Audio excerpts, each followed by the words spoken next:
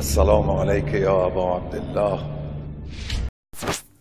اعوذ باللہ من الشیطان الرجیم بسم اللہ الرحمن الرحیم وبہ نستعین وہو خیر المعین.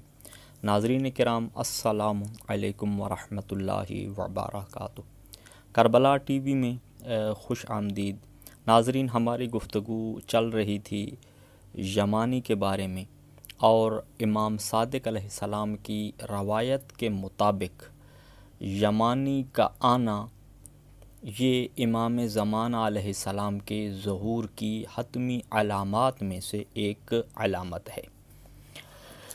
اور یمانی کے بارے میں ہم نے کل ایک موقف بیان کیا تھا کہ شیعہ علماء کا ایک گروہ اس بات کا قائل ہے کہ یمانی جو کہ امام زمانہ علیہ السلام کا وزیر ہوگا، جس کے بارے میں یہ کہا گیا ہے کہ جتنے گروہ امام زمانہ علیہ السلام کے لیے، امام زمانہ علیہ السلام کی نصرت کے لیے نکلیں گے، ان گروہوں میں سے جو سب سے زیادہ ہدایت پر ہوگا وہ یہی یمانی ہوگا. اس یمانی کے بارے میں شیعہ علماء کا ایک گروہ یہ کہتا ہے کہ یمانی نے یمن کے شہر صنعاء سے نکلنا ہے. آج میں آپ کی خدمت میں اہل سنت علماء کی آراء بیان کروں گا کہ وہ یمانی کے بارے میں کیا کہتے ہیں. ناظرین، سب سے پہلے میں یہ بتاتا چلوں کہ اہل سنت علماء میں سے ایک قدیم عالم گزرے ہیں جس کا نام ہے نعیم بن حماد.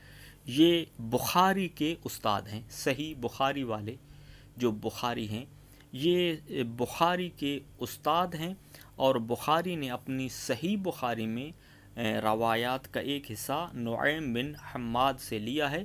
یہ 228 ہجری میں انہوں نے وفات پائی تھی، اور معتصم عباسی بادشاہ کے زمانے میں یہ عراق اور حجاز آئے تھے.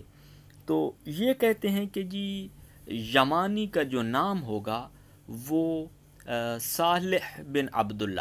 کچھ روایات کہتی ہیں کہ یمانی کا نام صالح بن عبداللہ ہوگا، کچھ روایات کے مطابق اصبغ بن زید ہوگا، کچھ روایات کہتی ہیں کہ اس کا نام حسن ہوگا، کچھ کہتی ہیں حسین ہوگا، کچھ روایات کہتی ہیں کہ وہ ہاشمی سے معروف ہوگا، کچھ روایات کہتی ہیں کہ وہ کرشی سے معروف ہوگا، کچھ روایات میں اس کو قحطانی سے تعبیر کیا گیا ہے، اور کچھ روایات میں یمانی کو منصور کہا گیا ہے.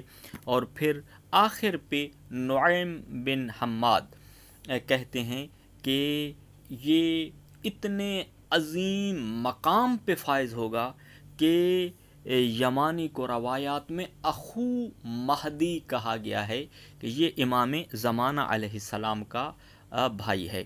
اور اس کو بعض روایات میں یمانی کو عمانی بھی کہا گیا ہے، اور اس کی علماء یہ توجیہ بیان کرتے ہیں کہ یہ جو عمان موجود ہے، یہ مسقط میں جو عمان ہے، یہ عمان قدیم یمن کا حصہ تھا.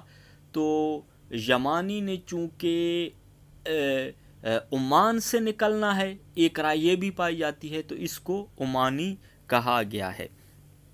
تو یہ جو ہے وہ نام ہے. نعیم بن حماد کہتے ہیں کہ کتب احادیث میں یمانی کو ان ناموں سے تعبیر کیا گیا ہے. اور پھر نعیم بن حماد اپنی کتاب الفتن میں کہتے ہیں کہ یمانی صنعاء کے شہر یقلا سے نکلے گا. یا کاف لام الف لا، یقلا سے نکلے گا. یہ یمن کے اطراف میں ایک چھوٹا سا شہر ہے. آج بھی آپ نیٹ پہ جائیں تو یقلا جو ہے نکل آتا ہے. اور یقلا وہ شہر ہے کہ جہاں پر ہمیشہ حوثی باغیوں کے درمیان اور داعش اور القاعدہ کے درمیان جنگ رہتی ہے. داعش اور القاعدہ والے چاہتے ہیں کہ یقلا پہ ہمارا قبضہ ہو، اور حوثی کہتے ہیں کہ اس پر ہمارا قبضہ ہو. یہ چھوٹا سا شہر ہے، مگر یہاں پر ہمیشہ جنگ رہتی ہے، اور داعش کا یہاں پر بہت بڑا مرکز موجود ہے. یہ دونوں گروہ کیوں چاہتے ہیں کہ ہمارا یقلا پہ قبضہ ہو؟ ہمارا بڑا مرکز ہو یکلا میں، تو اس کی وجہ یمنی اخبار یہ بیان کرتے ہیں کہ دونوں گروہ دراصل یہ عقیدہ رکھتے ہیں، حوثی بھی اور داعش والے بھی، القاعدہ والے بھی، کہ یہاں سے ایک لشکر نکلے گا جس نے روم کو شکست دینی ہے۔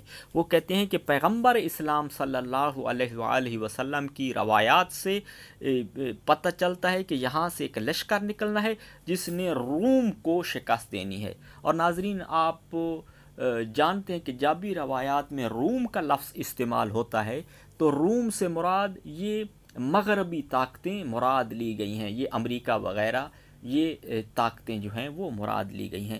تو پس یہ دونوں گروہ عقیدہ رکھتے ہیں کہ یہاں سے جو لشکر نکلے گا اس نے امریکیوں کو، روم والوں کو اور مغرب والوں کو شکست دینی ہے۔ تو اس وجہ سے دونوں گروہ چاہتے ہیں کہ وہ جو لشکر ہے وہ لشکر ہمارا ہو اور اس روایت کے مصداق جو رسول اسلام سے صادر ہوئی ہے وہ ہمارا گروہ ہو۔ تو پس اس وجہ سے داعش چاہتی ہے کہ ہمارا قبضہ ہو، ہمارا بڑا مرکز ہو، اور حوثی چاہتے ہیں کہ ہمارا مرکز ہو۔ یہاں پر آج کل دو یمنی قبیلے آباد ہیں، مراد اور کیفا، ان کی بھی آپس میں لڑائیاں ہمیشہ سے رہی ہیں اور رہتی ہیں۔ آخری لڑائی ان کی آپس میں 2006 میں ہوئی تھی۔ بہرحال ناظرین، یہ ایک سوچنے کی بات ہے کہ جہاں پر اہل سنت کی روایات کے مطابق یہ کہا گیا ہے کہ یہاں سے اخو مہدی نکلے گا، تو آج کل وہاں پر امریکیوں نے پہلے جو ہے داعش کو بٹھا دیا ہے، چونکہ امریکیوں کو جو ہے یہاں سے اس لشکر نے شکست دینی ہے جو یہاں سے نکلے گا، تو اس سلسلے میں انہوں نے پہلے سے داعش، القاعدہ ان کو بٹھا